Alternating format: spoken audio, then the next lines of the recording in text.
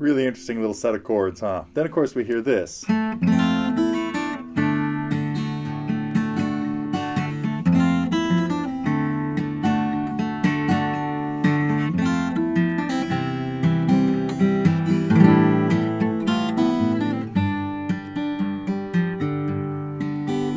this is a song that I have really never thought about doing a lesson on. Somebody asked about it recently on the TG forum.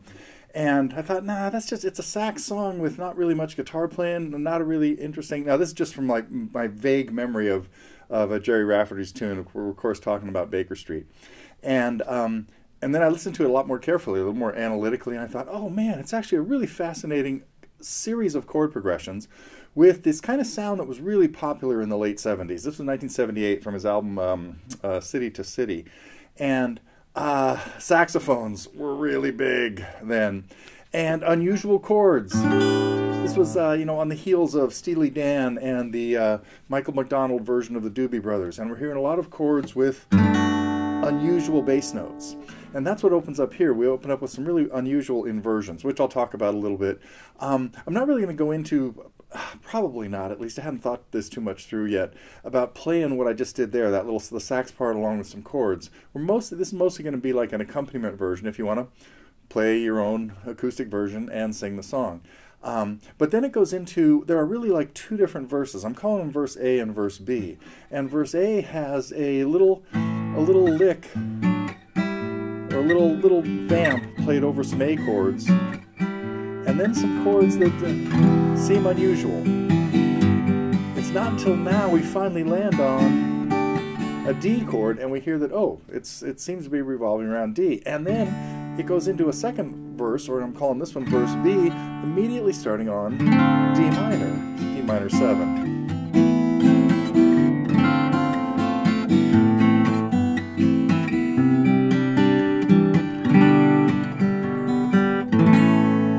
So we have some really unusual chord progressions going on here, and but getting back to those original chords, the first three chords we hear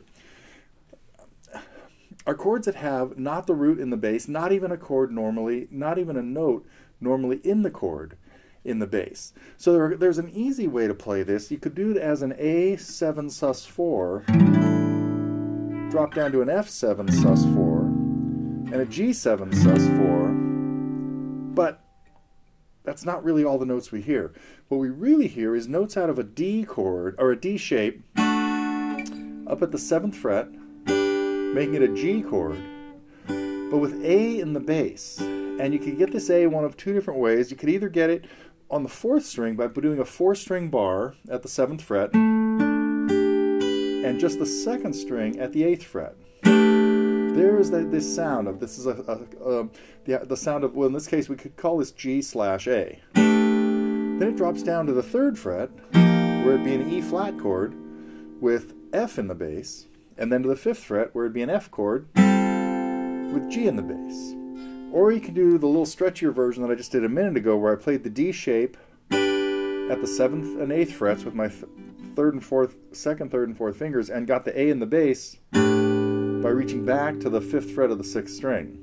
Then that same thing would drop down to the 1st fret for the E flat with F in the bass, and then up to the G in the bass over under an F chord. So, I was going to break that all down in a separate segment, but I kind of just did there. But we'll see. I'll go into it a little bit more coming up. But what we're going to be looking at here is essentially just the chord progressions to the main two verses of Baker Street.